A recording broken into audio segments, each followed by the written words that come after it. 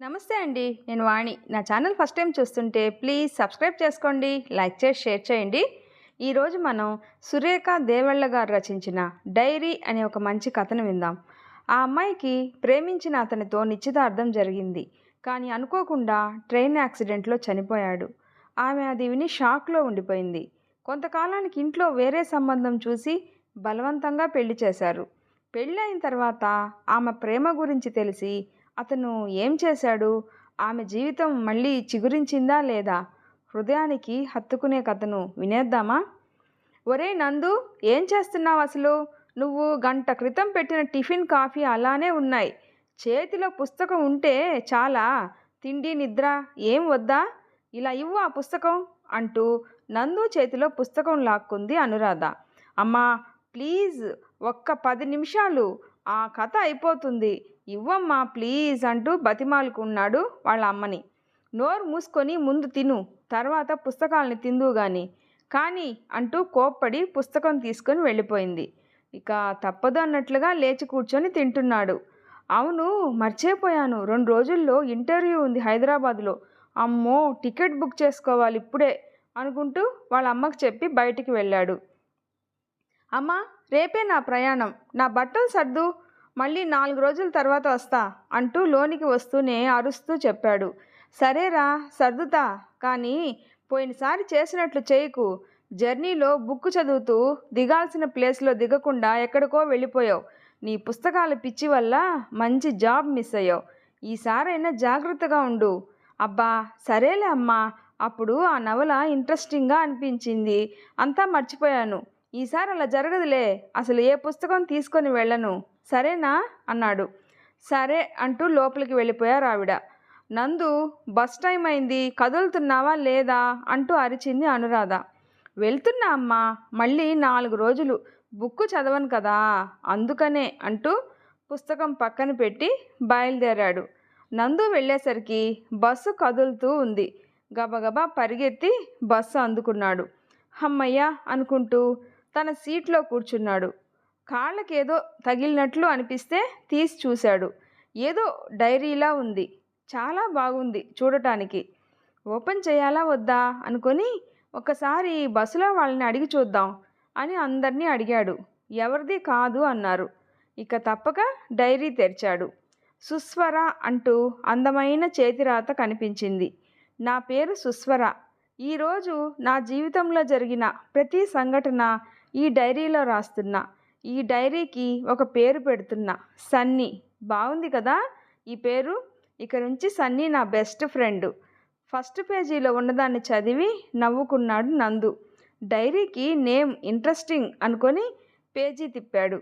ఈరోజు ఎంత భయం వేసిందో తెలుసా సన్నీ? ఒక అబ్బాయి ప్రపోజ్ చేశాడు నాకు. రోజు నన్ను చూస్తాడంట. నేను స్కూల్కి వచ్చేటప్పుడు వెళ్ళేటప్పుడు ఫాలో అవుతాడంట. ఒక్కరోజు కూడా నిన్ను చూడకుండా ఉండలేను, నువ్వంటే నాకు ప్రాణం అన్నాడు. నేను 10th, ఆ అబ్బాయి ఇంటరు. తొందరగా జాబ్ తెచ్చుకుంటా, బాగా చదివి మనం పెళ్లి చేసుకుందాం అన్నాడు. నేను షాక్ అయ్యా. ఆ అబ్బాయిని చూడటానికి బాగానే ఉన్నాడు, మంచిగానే అనిపిస్తున్నాడు. తను ప్రపోజ్ చేసిన విధానం కూడా బాగుంది. అయినా సరే భయం వేసింది. చాలా పరిగెత్తుకుని వచ్చేసా. చదివే కొద్దీ ఆసక్తిగా అనిపించసాగింది నందుకి. వరుసగా చదువుకుంటూ వెళ్తున్నాడు. నా ఫ్రెండ్ లయాకి ఈ లవ్ ప్రపోజల్ గురించి చెప్పా. తను కూడా షాక్ అయింది. నాకు చూపించు, వాడెవడో దులిపి పారేస్తా అంది. సాయంత్రం ఇంటికి వెళ్ళేటప్పుడు నన్ను చూసి దగ్గరకు వస్తున్న ఆ అబ్బాయిని చూపించా. అటు చూసిన లయ ఆశ్చర్యపోయింది. అరే రవి అన్నా, నువ్వా అంది. ఆశ్చర్యపోవడం నా వంతైంది. స్వర, రవి అన్న చాలా మంచివాడే, మా ఇంటి దగ్గరే ఉంటారు వాళ్ళు. తను నిన్ను లవ్ చేయడం నీ లక్ తెలుసా అంది. నాకు కొంచెం గర్వంగా అనిపించింది, సిగ్గుగా కూడా అనిపించింది. తను నవ్వుతూ నా వైపు చూస్తున్నాడు. నేను కూడా నవ్వుతూ తన లవ్కి ఓకే చెప్పేశా. ప్రేమిస్తే ఇంత బాగుంటుందా? మనసంతా చెప్పలేనంత సంతోషం. ఈ లోకంలో ఉన్న సంతోషం అంతా నా సొంతమైనట్లు అనిపిస్తుంది. మేము కలిసి ఉండేది చాలా తక్కువ సమయం. ఉదయం సాయంత్రం ఇంటి నుండి స్కూల్ వరకు నడిచే సమయం మాత్రమే. ఆ కొంచెం టైంలోనే మేము మాట్లాడుకునేది. తను చాలా బాగా మాట్లాడతాడు. ఎంతసేపు మాట్లాడినా వినాలి అనిపిస్తుంది. ఈ ప్రేమ విషయంలో పడి మేము చదువుని అశ్రద్ధ చేయలేదు. ఇద్దరం కష్టపడి చదువుతున్నాం. ఎగ్జామ్స్ అయిపోయాయి. ఇద్దరం బాగా రాసాం. ఇక ఈ సెలవుల్లో కలవడం ఎలా అనేదే మా సమస్య. రోజు సాయంత్రం నేను వాకింగ్ అని మాకు కొంచెం దూరంలో ఉన్న పార్కు దగ్గరకు వెళ్ళేదాన్ని. రవి ఆ టైంకి అక్కడికి వచ్చేవాడు. నోటితో మాట్లాడలేని ఎన్నో మాటల్ని మా కళ్ళు మాట్లాడుకునేవి. అవి చెప్పే ఊసులు మాకు అర్థమయ్యాయి అని మా పెదవులు వాటికే సొంతమైన చిరునవ్వుతో తెలియచేసేవి. ఇది మా దినచర్య. రిజల్ట్స్ వచ్చాయి. మాకు ఇద్దరికి మంచి మార్కులు వచ్చాయి. లయాకి కూడా బాగా వచ్చాయి. మా సంతోషానికి అవధులు లేవు. లయ నేను ఒకే కాలేజీలో జాయిన్ అయ్యాం. తను ఇంజనీరింగ్ కాలేజీలో జాయిన్ అయ్యాడు. మా కాలేజీ పక్కనే ఇది. అంతా బాగా జరుగుతుంది. తనకి ఇంజనీరింగ్ కంప్లీట్ అయింది. క్యాంపస్ సెలక్షన్లో జాబ్ వచ్చింది రవికి. ఫస్ట్ టైం ఇద్దరం కలిసి సెలబ్రేట్ చేసుకున్నాం ఒక చిన్న హోటల్లో. అయినా మాకు ఆ హోటల్ చాలా నచ్చింది. ప్రేమలో ఉంటే అంతేనేమో, ప్రతిదీ నచ్చుతుంది. రవి లేట్ చేయకుండా వాళ్ళ ఇంట్లో మా ప్రేమ విషయం చెప్పి ఒప్పించాడు. మా ఇంట్లో కూడా చాలా కష్టపడి ఒప్పించాడు. ఇద్దరి పేరెంట్స్ ఒప్పుకోవడంతో మేము రిలీఫ్గా ఫీల్ అయ్యాం. టైం చాలా ఫాస్ట్గా అయిపోతుంది. తను జాబ్లో జాయిన్ అయ్యాడు బెంగళూరులో. తను వెళ్తుంటే చాలా ఏడుపు వచ్చింది. కంట్రోల్ చేసుకున్నా. నవ్వుతూ సెండ్ ఆఫ్ ఇచ్చా. రోజు ఫోన్లో చాటింగ్, కాల్స్తో దూరం దగ్గర అయింది. కాలం చాలా వేగంగా పరిగెడుతుంది. నా డిగ్రీ కంప్లీట్ అయింది. మా ఎంగేజ్మెంట్కి డేట్ నిర్ణయించారు. షాపింగు, ఫ్రెండ్స్ని ఇన్వైట్ చేయడం, ఈ పనులతో ఫుల్ బిజీ. ఎక్కడికి వెళ్ళినా ఇద్దరం కలిసే వెళ్ళాం. ఎంగేజ్మెంట్ అయిపోయింది. బాగా జరిగింది అంతా. తను వెళ్తున్నాడు ఈరోజు. మాకు జరిగింది ఎంగేజ్మెంట్ అయినా పెళ్ళి అయ్యి మేమిద్దరం భార్యాభర్తలం అనే ఫీలింగ్ వచ్చింది మా ఇద్దరికి. తను వెళ్తుంటే మళ్ళీ తను మొదటిసారి నా దగ్గర నుండి వెళ్ళిన సమయంలో ఎంత బాధ అనిపించిందో అంతకంటే ఎక్కువ బాధ అనిపిస్తుంది. ఎందుకో తెలీదు. కంట్రోల్ చేసుకోలేకపోతున్నా. రవి నన్ను నార్మల్ చేయడానికి గంట పట్టింది. ఒక నెల ఆగితే జీవితాంతం కలిసే ఉంటాం కదా. నువ్వు ఇలా ఏడిస్తే నాకు నీ ఏడుస్తున్న మొహమే గుర్తొస్తుంది. నువ్వు ఎప్పుడు నవ్వుతూనే ఉండాలి. అర్థమైందా? నాకు నీ నవ్వు అంటే చాలా ఇష్టం. ఎప్పుడూ దాన్ని దూరం చేసుకోకూడదు. ఇదే నువ్వు నాకిచ్చే బహుమతి. వెళ్ళొస్తా కన్నా, నా కోసం ఒక్కసారి నవ్వు బంగారం, ప్లీజ్ అంటూ నన్ను నవ్వించాడు. నేను నవ్వుతూ తన వైపు చూశాను. అది నా బంగారం అంటే అంటూ నా నుదుటి మీద ముద్దు పెట్టాడు. అది మా మొదటి ముద్దు. మనసంతా ఏదో తెలియని సంతోషంతో నిండిపోయింది. ట్రైన్ వచ్చింది. తను ట్రైన్ ఎక్కి డోర్ దగ్గర నిలబడ్డాడు. ట్రైన్ మూవ్ అవుతూ ఉంది. నవ్వుతూ చెయ్యి ఊపుతూ సెండ్ ఆఫ్ ఇచ్చాను. తను కనిపించినంత దూరం వెళ్ళే వరకు చూస్తూ ఉండిపోయాను. కానీ అదే నా లాస్ట్ సెండ్ ఆఫ్ అని తెలుసుకోలేకపోయాను.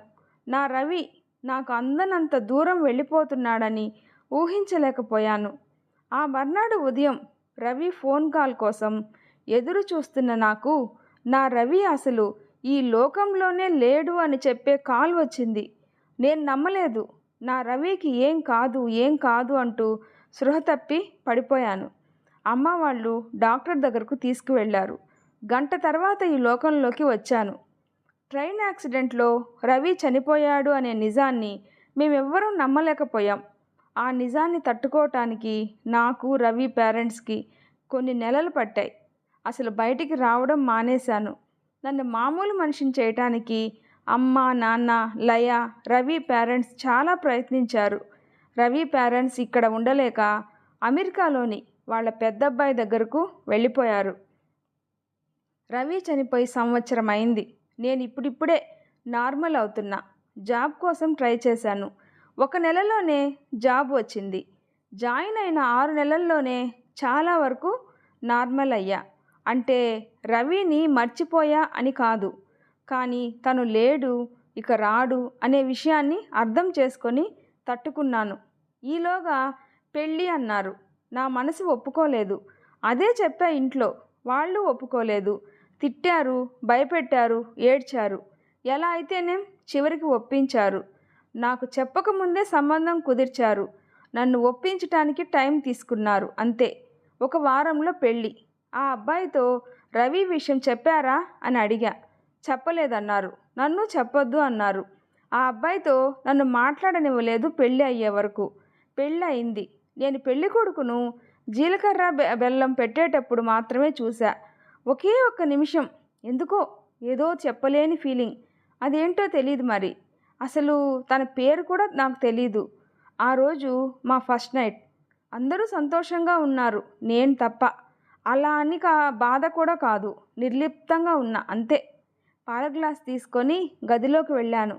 నన్ను చూడగానే ఆయన కళ్ళల్లో మెరుపు, తన పెదాల మీద దాచిపెట్టలేని దరహాసం నాట్యం చేస్తుంది. నా దగ్గరగా వచ్చి నన్ను మంచం వద్దకు తీసుకుని వెళ్ళారు. తర్వాత జరిగేదేమిటో నాకు తెలుస్తుంది. నేను అందుకు సిద్ధంగా లేను. మీతో కొంచెం మాట్లాడాలి అన్నాను. సరే చెప్పు అన్నారు. ఏదీ దాచకుండా మొత్తం ఆయనకి చెప్పేశాను. ఆయన ఏం మాట్లాడలేదు కొద్దిసేపు. ముందే ఈ విషయం ఎందుకు చెప్పలేదు అన్నారు. నాకు అవకాశం ఇవ్వలేదు మా వాళ్ళు అన్నాను. నాకు కొంచెం టైం ఇవ్వు అంటూ దిండు తీసుకొని సోఫాలో పడుకున్నారు. ఆయన నిర్ణయం కొంచెం అర్థమైంది, కానీ నాకు రిలీఫ్గా అనిపించింది. ఇక నా జీవితం ఎలా ఉన్నా పర్లేదు. ఆ మర్నాడే ఆఫీస్లో అర్జెంటు వర్క్ ఉందంటూ వెళ్ళిపోయారు. నాతో ఏమీ మాట్లాడలేదు, కనీసం కన్నెత్తి కూడా చూడలేదు. కొంచెం బాధ, కొంచెం ఆశ్చర్యం అనిపించింది. ఆయన నన్ను చూడనందుకు ఎందుకు బాధపడాలి? నా మెళ్ళో ఆయన తాళి కట్టేటప్పుడు కూడా రవి గుర్తొచ్చి ఏడుపు వచ్చింది. నేను చనిపోయే వరకు రవిని మర్చిపోలేను అనుకున్నా. అలాంటిది చిత్రంగా ఆయన తలుపులే ఎక్కువ అయ్యాయి. ఎందుకు ఇంత మార్పు నాలో? పెళ్ళి ఇంతగా మార్చేసిందా నన్ను? ఏం మాయ ఉంది పెళ్ళిలో? ఏమో, ఏమీ అర్థం కావట్లేదు. మా అత్తవారింటికి 2 సార్లు వెళ్ళొచ్చాను. ఆ సమయంలో నేను ఆయన్ని చూడటమే కానీ పలకరించడానికి ధైర్యం సరిపోలేదు. ఎందుకంటే ఆయన నన్ను కన్నెత్తి చూడలేదు. అందరూ అది ఆయనకి మొహమాటమో సిగ్గో అనుకున్నారు. నిజం నాకు మాత్రమే తెలుసు. ఆయన నాతో సరిగా లేకపోయినా నా మనసులో రవి స్థానంలో ఆయన వచ్చి చేరారు. ఆయన నన్ను అర్థం చేసుకోవాలి అని దేవుడిని కోరుకున్నా.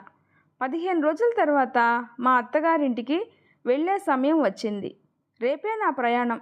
ఎందుకో కొంచెం టెన్షన్గా అనిపిస్తుంది. సాయంత్రం ఆయన ఫోన్ చేశారు. ఆ రోజు తర్వాత నాతో ఇప్పుడే మాట్లాడుతున్నారు.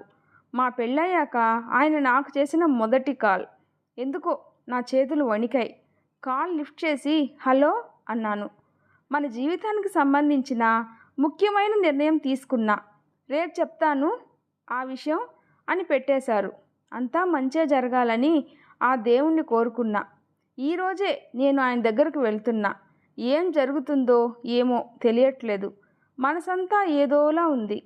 కొంతలో కొంత రిలీఫ్ ఏమిటంటే లయ కూడా పెళ్లి చేసుకొని హైదరాబాద్లోనే మా అత్తగారింటి పక్కనే శ్రీనగర్ కాలనీలో ఉంటుంది. అది కొంచెం రిలీఫ్గా అనిపించింది. అంతవరకే ఉంది ఆ డైరీలో. ఆ తర్వాత ఏం జరిగింది తెలుసుకోవాలి అనిపించింది నందుకి.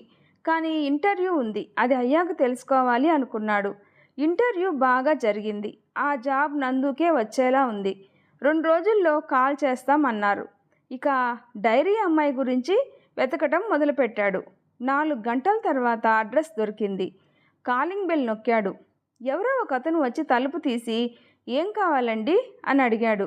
ఈ డైరీ బస్సులో దొరికింది అంటూ చూపించాడు నందు.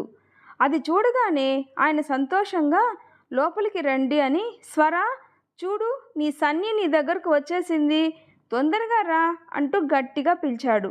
ఆమె కూల్ డ్రింక్ తీసుకొని వచ్చి ఇస్తూ థ్యాంక్స్ చెప్పింది సంతోషంగా. థ్యాంక్ యూ అండి, మా ఆవిడికి ఇదంటే ప్రాణం, ఇంత శ్రమ తీసుకొని తెచ్చినందుకు అన్నాడు. నందు స్వర వైపు చూశాడు. సంతోషంతో వెలిగిపోతుంది ఆమె ముఖం. అది చూసి నందుకి సంతోషం అనిపించింది. ఇక వస్తానండి అంటూ లేచాడు నందు. మరోసారి కృతజ్ఞతలు చెప్పుకున్నారు ఆ భార్యాభర్తలు. బయటికి వచ్చిన నందు ఆయన వైపు తిరిగి మీ పేరు అని అడిగాడు. రవిప్రకాష్ అన్నాడాయన.